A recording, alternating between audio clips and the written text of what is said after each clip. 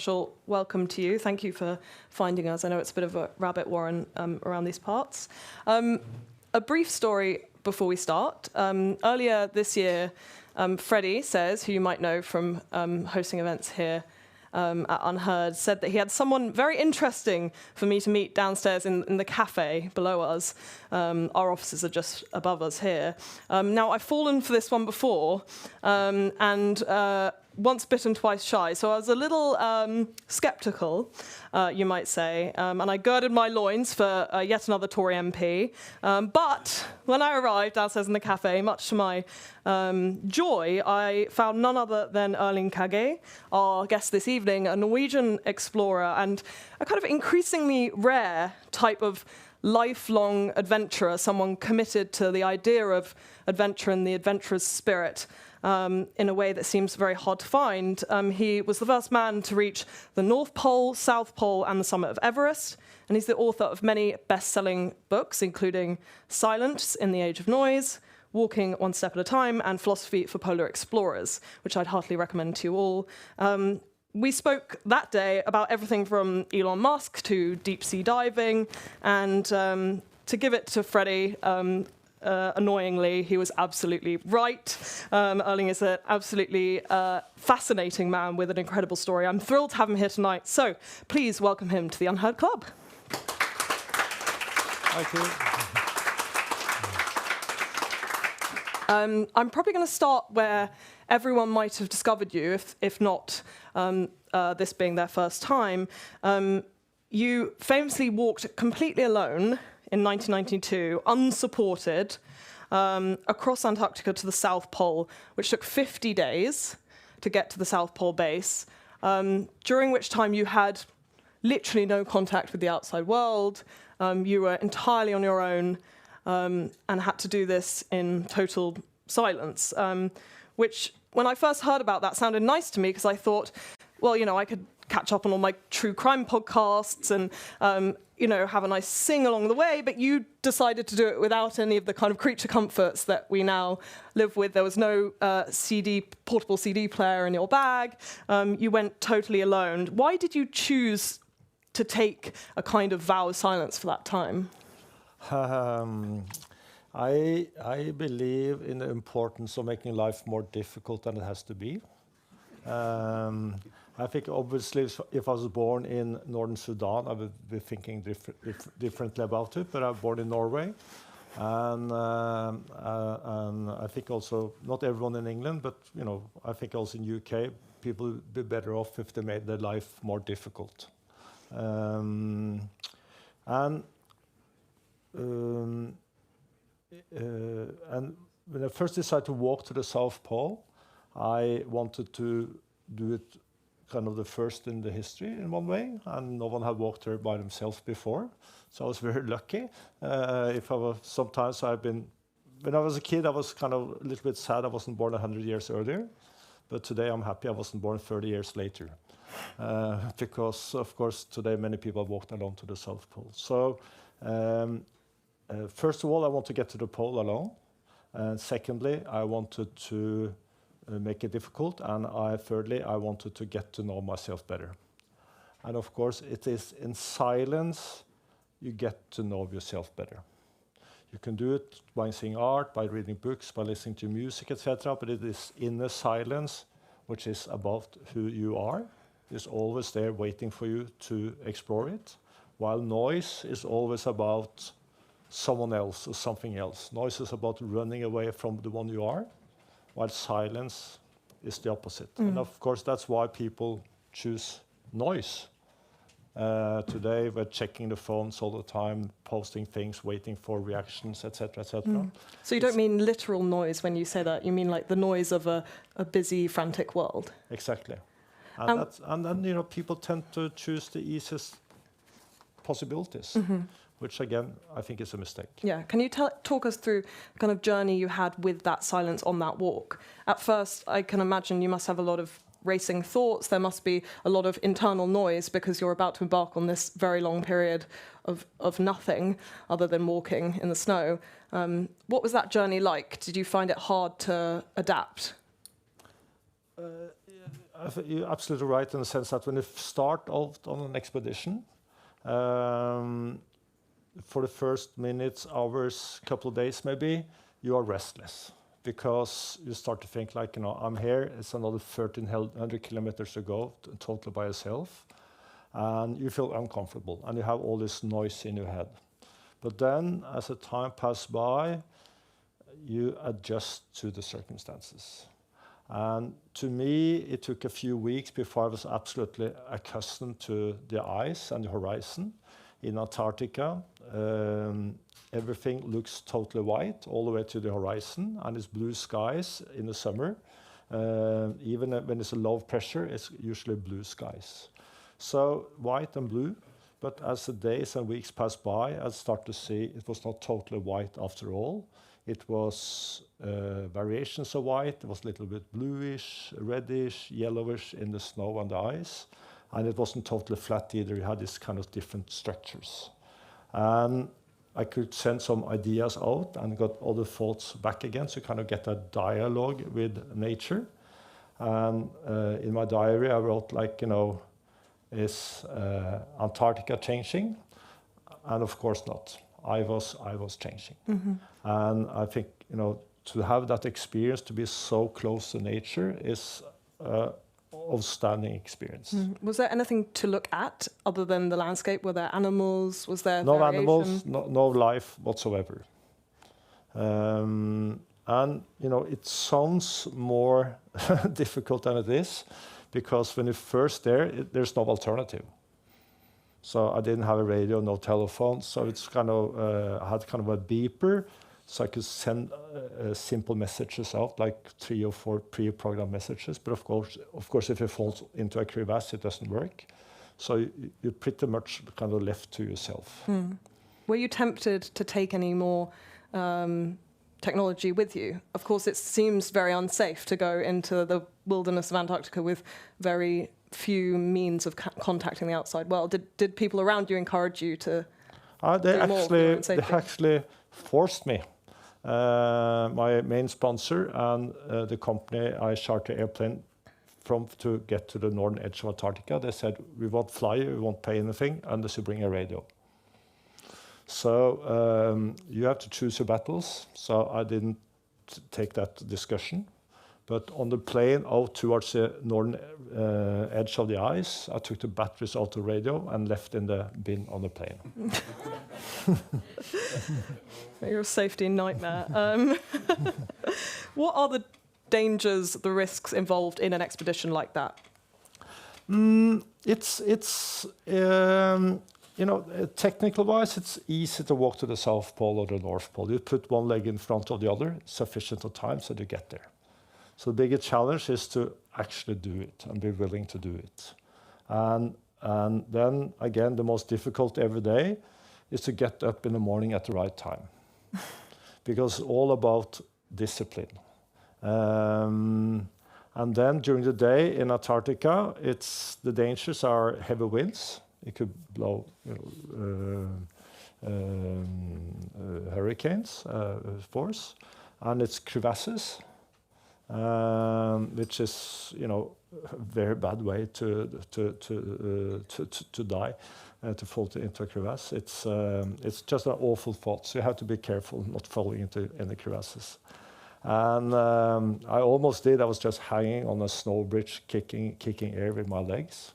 So it is dangerous. In that moment, I suppose your mind isn't in this kind of Zen philosophical state. You leave that state immediately. Yeah, but interestingly is if it had happened kind of during Easter in Norway or something, I would be scared the shit out of. And if my mother had seen me for some way in Antarctica hanging on that snow bridge, she would almost die from being scared. But when you're out in nature over a long time, you kind of become a part of the nature. So it's kind of your body doesn't stop by your fingertips or your skin, but it's extended into the environment. And so you get less scared, actually. Were there particular moments on that walk in those 50 days that stay with you, or do they blend into each other?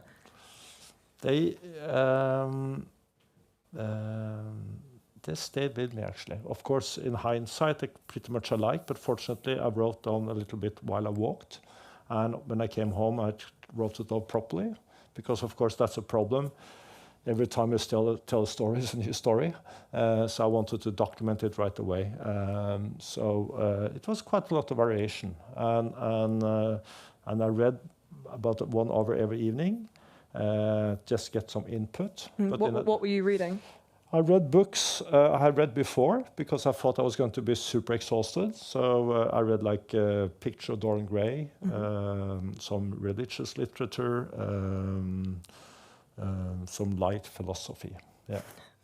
So it's just to kind of kickstart, like get some new ideas in, because it's when you're alone or on an expedition, like when Børge Ausland and I walked to the North Pole, we hardly spoke for the 58 days the whole expedition took, because you're always busy with something.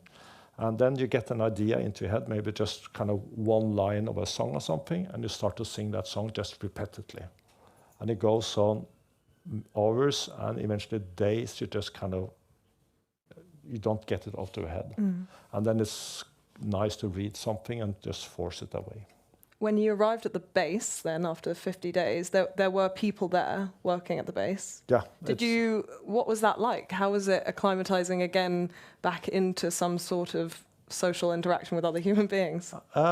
Thing is, like when I've been alone for 50 days and nights, you stop missing civilization. I consider myself a very social guy. But eventually I kind of enjoyed it, and also a little bit scared about what you're going to meet. But of course, when I got close to the pole, I went to the base. I didn't just pass it. They didn't, they knew it was a Norwegian trying to ski there by himself, but they didn't know anything about my position. So they were really surprised when they saw me just walking towards the base. And some Americans came out and they said, just like I should have met them in the street in New York, they said like, how do you do? And I said like a pig in shit, because I hadn't had the underwear off for 50 days and nights. Just because it's not that cold to the South Pole, pretty cold. Yeah, so I had just one set of underwear and had it on day and night. And what my personal record is 63 days and nights with the same underwear. Don't think too much about it. But the thing is, it's just so cold, so you don't really. I mean, the only shit you have is the one you brought with you, because it's totally clean where you are. So it's kind of the least problem you have, that you get a little bit dirty. How were those first interactions overwhelming? Did you find you felt differently towards those people than you might have done 50 days before? Yeah, they offered me to stay inside the camp, but maybe I did 1 or 2 nights, but I stayed in the tent. And it's 50 days. It's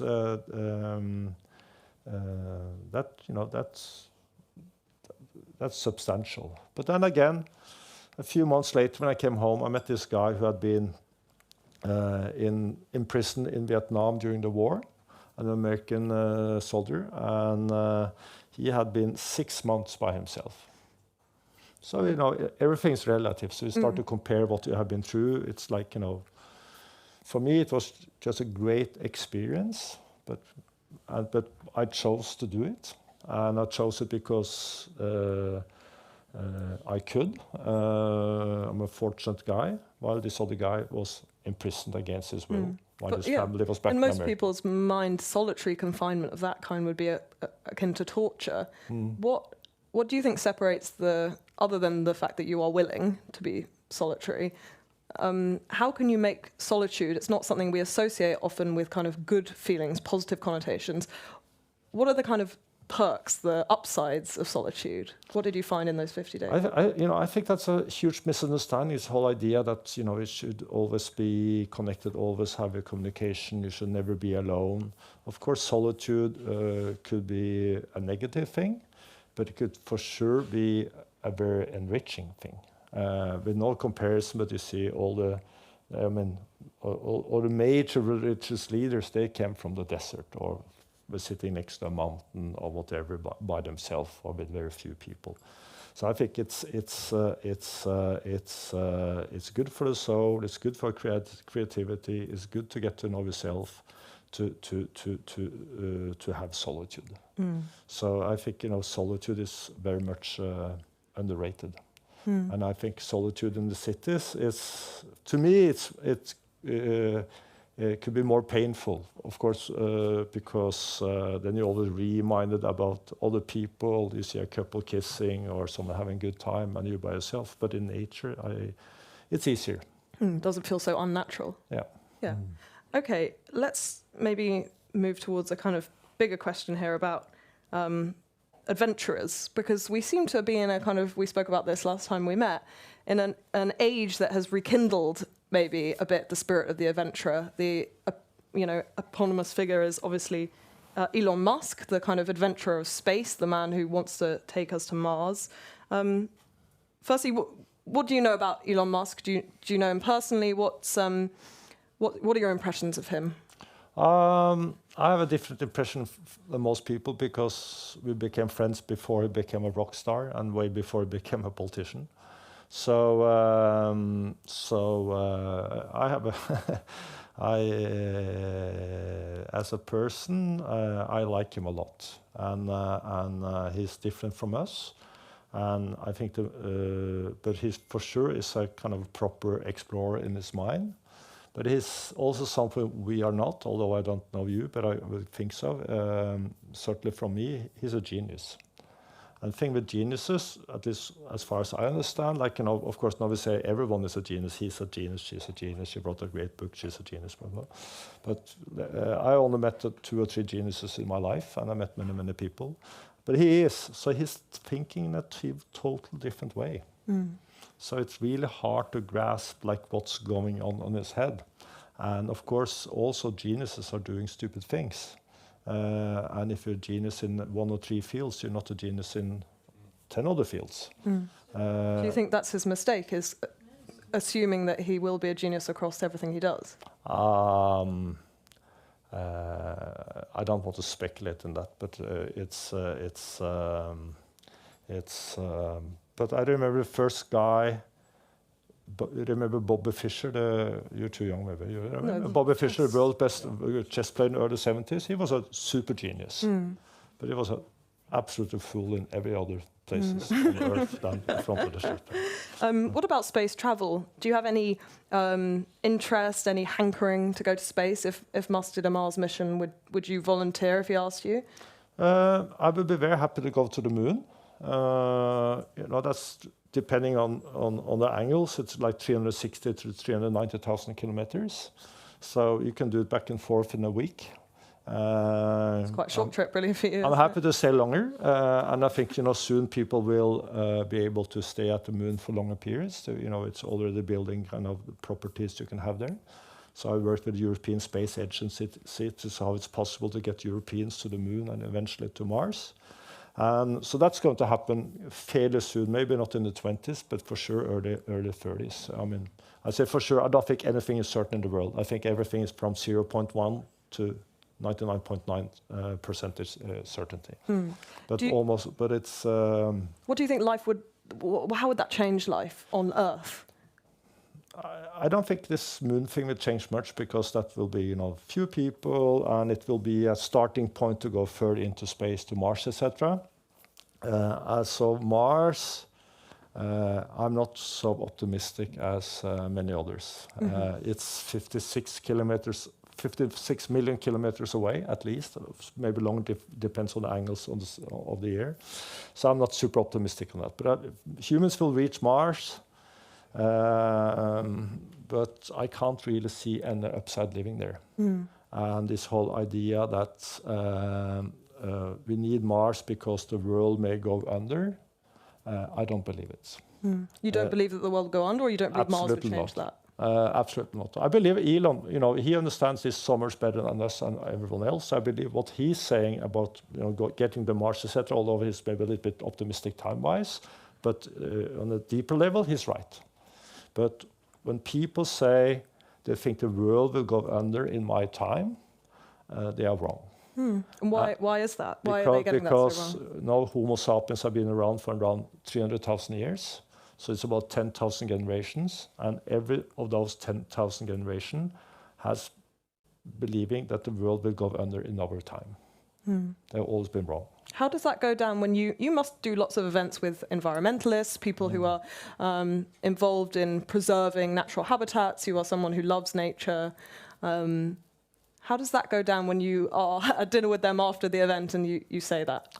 It's interesting because I'm optimistic. I'm optimistic about almost everything. Which goes down very badly with people who make a living selling T-shirts with the world will go under, or like. So it's. I think this world tends to become a better and better place, and it for sure has the last 100 years, and before that. So I think it will. Although today it looks like it's going the wrong direction, many other places on Earth it goes certainly in the right direction. And so I'm optimistic, but of course climate crisis is a huge thing, war is another huge thing, but I remain optimistic. And optimistic both because, first of all, because I believe it, but I'm also optimistic for principle reasons, because I think the easiest thing in life is to be pessimistic.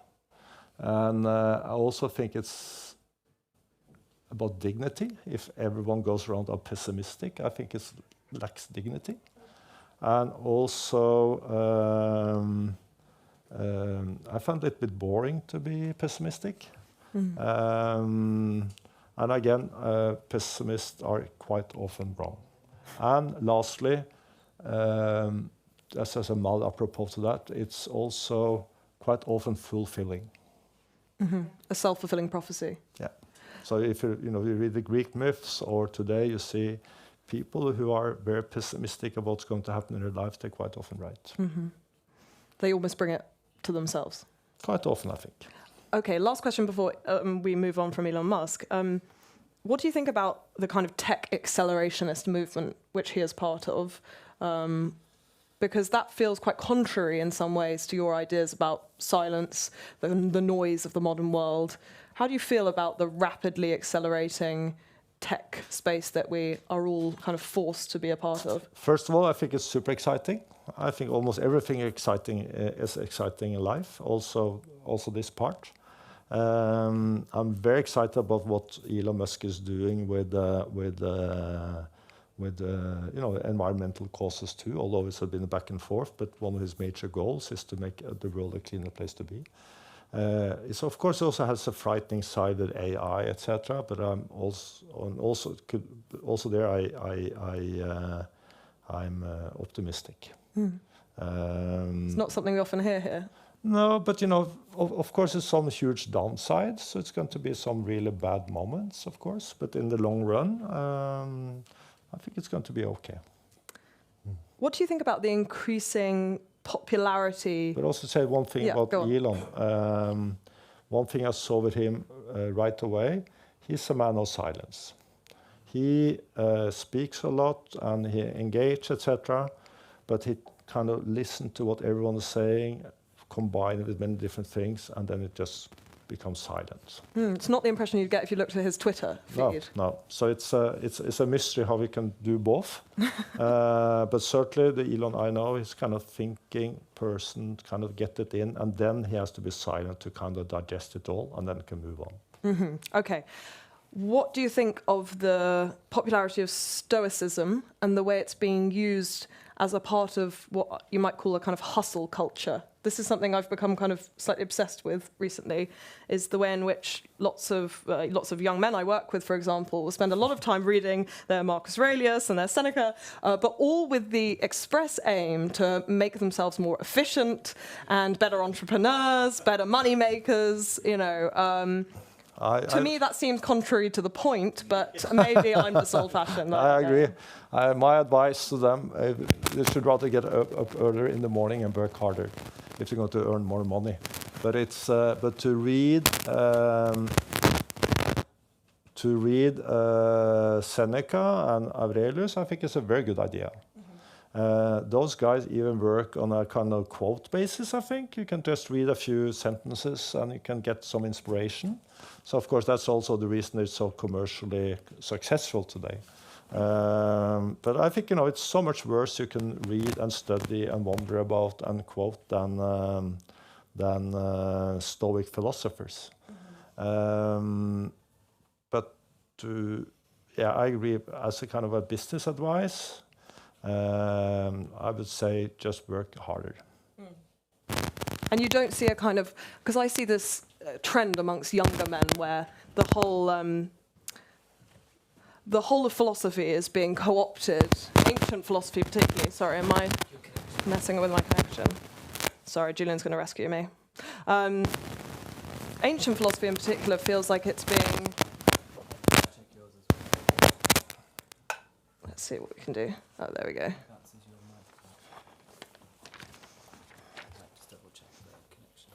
We always battle with technology, I'm afraid. This is really like a perennial problem. Okay, I think we've got that sorted. Okay, better. We remain optimistic. Ancient philosophy as a means to make money, as a means to make, it's reading, I understand reading The Art of War, for example, when you prepare for a job interview. Sun Tzu seems particularly, inclined towards a kind of warrior mindset that would get you through something like that. But I suppose here what I'm trying to get at is the use of a philosophy that aims to take you away from material desire and a constant yearning for more, and using that as a means to that particular end, the end of riches, decadence, monetary wealth.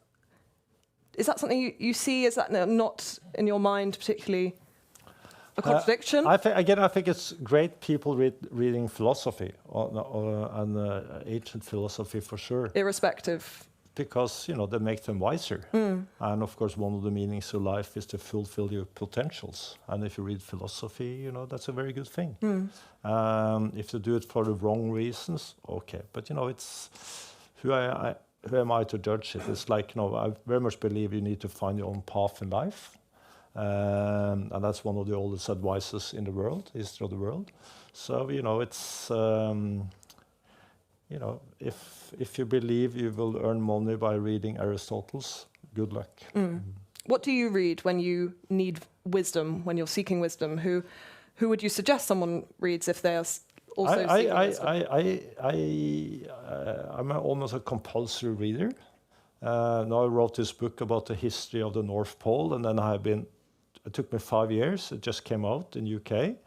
And then I read so much kind of gravitating to the history of the North Pole. But then when it's finished, so now I read classical novels, and I read new novels to kind of follow my own time. And classical novels could be like the great Russians, French, Scandinavians, etc. And I read philosophy. And I try to read things I don't understand, and to move on. And I try to listen to music I really don't get, so I have to struggle with to kind of grow, to develop you my mind. said something in an interview I was watching with you, I think about your art collection, but maybe it applies to this as well, that you objected to the culture of like and don't like, this idea that this binary thing where I like this painting or I hate this painting, or that there was something else, a kind of third way of being. Can you just describe that? I think the whole idea about today, it all comes down to if you like something or dislike something. Dislike, like this. And that's just too shallow. Because it's, to me, for instance, with art, I'm a very keen collector of contemporary art. And if I should only buy what you like at all times, it will become a very boring collection. Because what you may not like right away, when you had it for 3 months or 12 months, whatever, you start to appreciate, you start to grow with the art piece. And it's nothing wrong with having a red sofa and you would like to have a blue painting above the sofa because you think that's two cool colors. That's great. That's okay. but you won't become an art collector. So somehow, if you collect art, you have to be ahead of your own taste. So it's also, I think, with music and literature, somehow you have to struggle a little bit, and then hopefully develop in a good direction. And I was just thinking, those guys who read ancient philosophy to earn money, it's like, to earn money in one way is quite easy. It's if I had a A4 paper, it's like, if in one corner, it's like at the stage when people are greedy, feel very greedy and optimistic, those periods you should never invest. The other times when people are less greedy, more and super pessimistic, afraid, those two come together, then you should invest. So it's the doubt that's actually the sign of a winner. Of course, but people tend to invest at the times when everyone is super greedy and super optimistic about the markets. Then you get 2008 Florida. Exactly. Then you will never really make it. I was saying to you before we came on that I want to move away permanently from my smartphone. It's here, my comfort blanket always. And yet I find it very hard to imagine a life without it. Not only because of my job, but also because of my social life, my relationships. I wouldn't want them to be degraded by not having the same amount of communication as other people, or the same amount of opening to the world. Can you just give me some advice on what to do? Yeah, I think people in general are underestimating themselves. Not everyone, but most people also underestimate themselves in terms of relating to your smartphone, and how difficult it is not to be there all the time. I think, just practical wise, get rid of some apps from your phone, as you have, or many of them. Be good at using the air mode. Leave the phone back home when you're doing a walk, and do walks. Walking is the most healthy thing you can do in life. I think it's quite simple. And then soon after you start doing it, you get this great feeling, because it's a relief. And also, like, this, this very famous couple therapist, the most famous, maybe the name popped to my head. But anyway, I listened to a talk she had, and about couples, what's wrong with couples, why couples are struggling, what you can do better, etc. And it was 20 minutes, and after 20 minutes she said, I'm done. We don't have time for questions, but I can answer the question everyone is wondering about by asking you 2 questions. What was the last thing you touched last night before you fell asleep? What was the first thing you grabbed this morning when you woke up? Thank you. Is that Esther Perel, maybe? Esther Perel, exactly. Yeah, love Esther Perel, big fan. Yeah, she's great. Before we go to some questions, which we'll in a minute, we're going to lose our YouTube online audience. So goodbye to you. Become a subscriber if you want to become part of the Q&A. Well, I'm afraid if you're seeing me, that means you're at the end of your free preview of this event with philosopher and polar explorer Erling Kagge. If you're enjoying what you're seeing, then I would heartily recommend that you subscribe. If you want to watch the second half of this event, we're literally only halfway through, and join the subscriber-only Q&A, then just go to unherd.com/live to become a subscriber. You can carry on from where you left off.